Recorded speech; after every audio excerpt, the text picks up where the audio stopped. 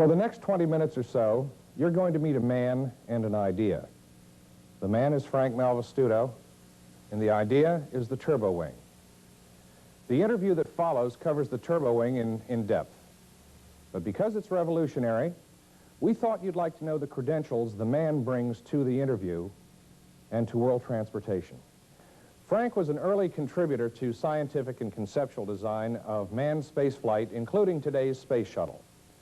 From 1943 to 1957, he was at the NASA Research Center at Langley and at NASA's Flight Research Center at Edwards Air Force Base. After his tour at NASA, Frank served as manager of flight technology for Martin Marietta and was chief of Flight Sciences Division for Lockheed Aircraft Corporation in California. He is broadly published in many technical and scientific journals and is an acknowledged authority on the practical application and development of low-cost, high-efficiency aircraft and watercraft. The TurboWing is the natural evolution of Frank Malvestuto's education, training, experience, and original thinking. We invite you to sit back, relax, and prepare to let your mind expand. My name is Frank Malvestuto. It is a distinct pleasure to present and convey to you the impact of the TurboWing technology on the transportation modes of aircraft and watercraft. Before I discuss and present some of the research and development that we have done over the years with respect to TurboWing technology and its applications to aircraft and watercraft, I would like to present to you and make sure you understand the important aerodynamic parameters and payload and weight parameters of aircraft and watercraft that have a significant influence on the transport efficiency of these modes of transportation. The TurboWing is a combination of a wing and a rotor, as you can see from the sketch we have. And that combination of the wing and the rotor is synergistic. It provides tremendous amount of lift with very little drag, and at times it can supply some forward thrust, aerodynamic thrust.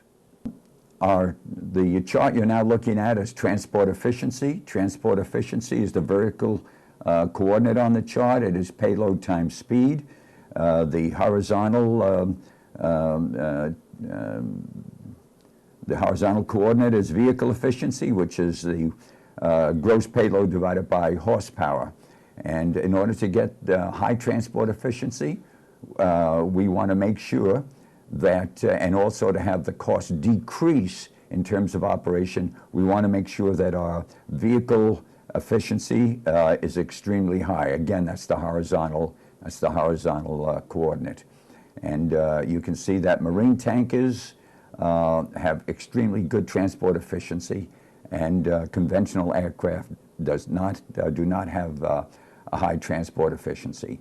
The TurboWing super air tankers that we've evolved has excellent transport efficiency, and we will discuss that later on in the presentation. The chart that we're now looking at is compatible with the transport efficiency chart we just looked at. And what we're looking at is energy cost, which is the vertical coordinate, and the horizontal coordinate is velocity, in this case in feet per second. The dashed black line is just about where the energy cost is today for cargo aircraft, passenger aircraft, etc. When you apply the TurboWing in terms of a retrofit or a new system, that energy cost will drop, and you can see it here along the dashed red line. And as we look at and present additional data in this presentation, you'll see how we can accomplish the TurboWing system's energy cost. In the previous chart of energy cost versus velocity, if you will recall, the formulas show that energy cost is a function of the lift-to-drag ratio of the vehicle, of the aircraft or watercraft, and also it is a function of the payload that the vehicle is carrying and the ratio of the payload to the total weight. This chart is from wind tunnel data of tests of turbo wings, and what you see vertically is the lift to drag ratio. Horizontally, you see the lift coefficient, the lift of the system in coefficient form.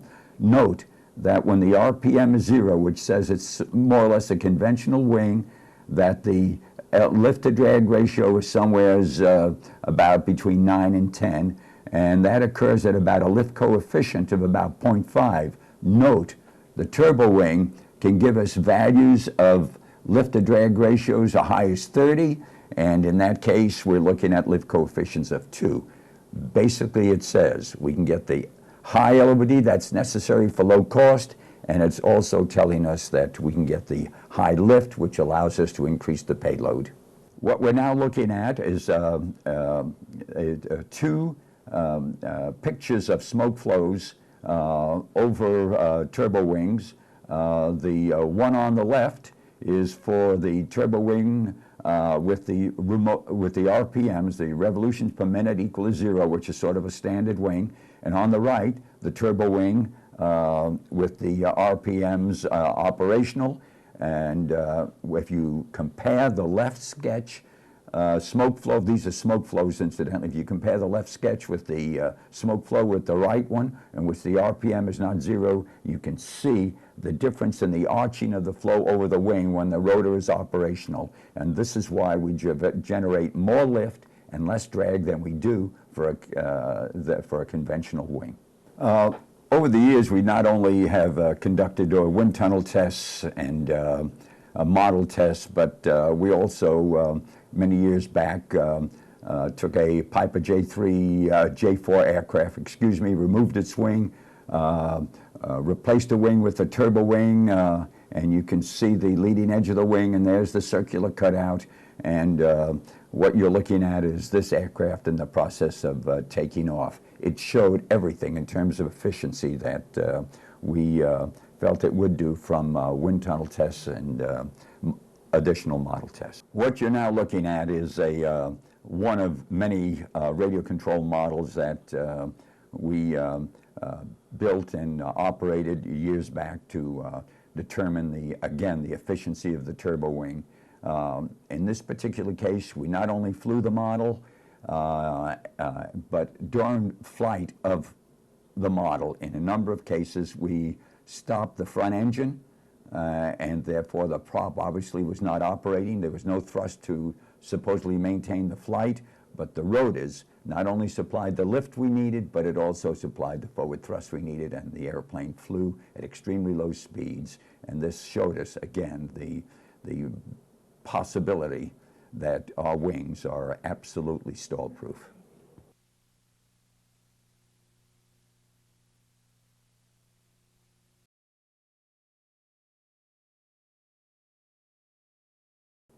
This is a photograph of the Cessna 207 aircraft that we've retrofitted, and you can see on the lower right-hand sketch the circular cutout with the rotor installed.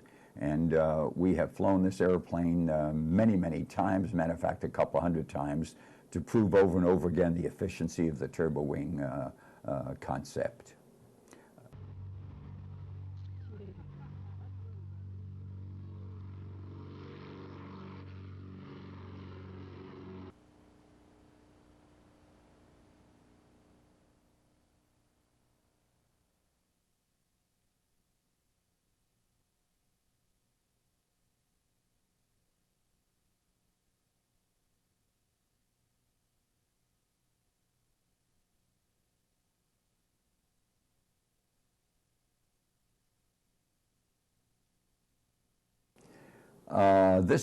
You're now looking at an illustration of a conceptual design of a turbo wing super air tanker.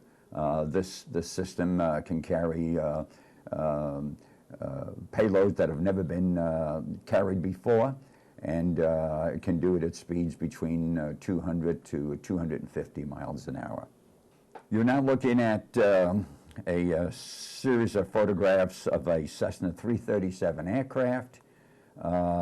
This aircraft has a front engine and a rear engine, And this aircraft is in the process of being retrofitted with TurboWings, and we hope to be able to demonstrate the efficiency, improved efficiency, operational efficiency, flight efficiency of this aircraft sometime in the latter part of this year. Our first, a photograph, or a photo I should say, of our first full-scale watercraft that we operated over many, many months, and used it as a demonstrator to the Navy in terms of acquisition of government contracts or Navy contracts for watercraft that would be important to them.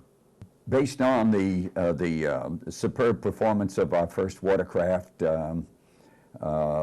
we were able to obtain a number of contracts from the U.S. Navy, and what you're looking at in this photograph is a full-scale tandem wing watercraft drone that had the capability to fly, and this was funded by the U.S. Navy, and it was an extremely successful project.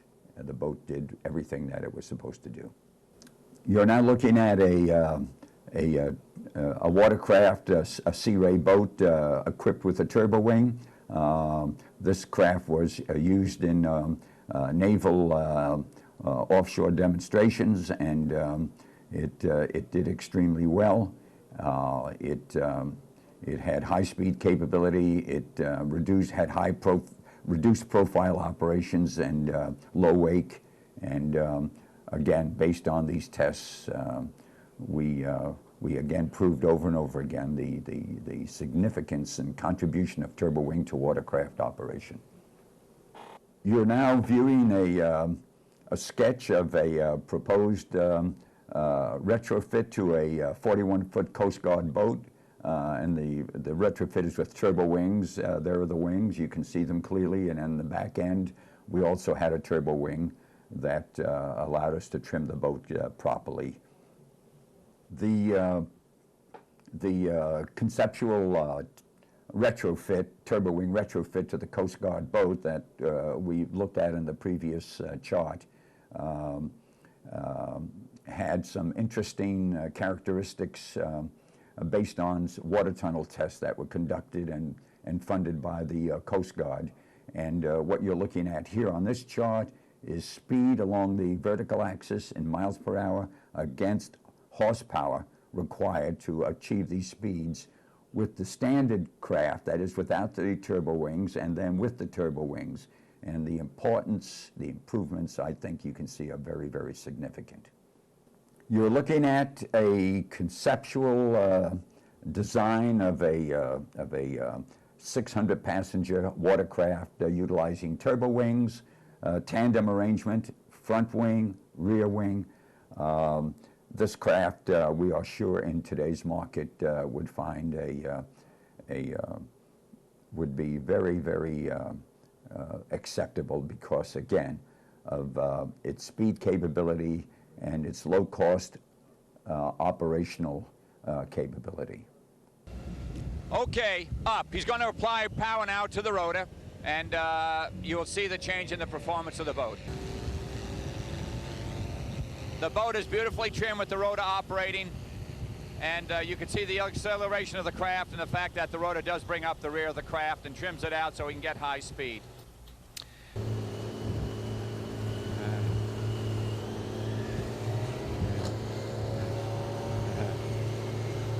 Oh, beautiful. Catch them both. Catch them both. You got them, Jimmy boy. Go. Go, baby.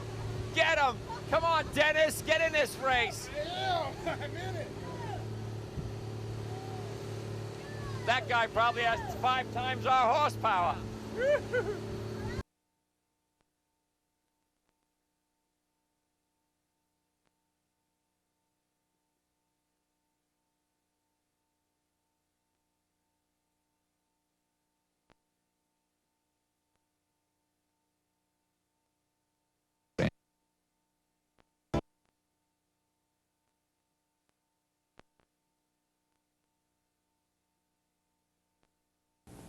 What's left to do? Market the system worldwide. We have all of the technology, all of the engineering know-how that we need. Admittedly, for any specific design of an aircraft or of a watercraft, you have some product engineering to do, but we're ready to market. Again, on a worldwide basis, this is probably one of the most exciting improvements in transportation in many years, and we just have to go out and tell the world about it and sell the system, and we fully intend to do that. We've spent a few minutes chatting with Frank Malvistuto about the possible impact of his TurboWing technology on world transportation. It's still too early, perhaps, to tell whether the transportation revolution he predicts will occur exactly as he describes it. We don't really know how fast it will happen, where it will occur, or what sequence of events will combine to make it all happen. What we do know is this: commercial airlines throughout the world are in desperate financial straits. In many countries, the only solution has been nationalization or government subsidy, which of course is simply another form of nationalization. Our railroads, once proudly independent and the foundation of major fortunes in the 19th and 20th century, are now nationalized and continuing to amass huge deficits. The U.S. merchant fleet, once the envy of the world, is gone. Operating costs have crippled the fleet, perhaps permanently. In short, while we don't necessarily know the precise sequence and order in which the revolution will occur, we do know that it will occur. It must occur. For the cold, stark, practical reality that world transportation systems today are neither cost-efficient, technologically viable, nor commercially profitable. After 10 years of painstaking research and development, actual scale model testing, and consistently successful operation of full-size prototypes, Frank Malvistuto and his TurboWing are ready to go to market. It should be interesting and fun to watch. Thank you for joining us.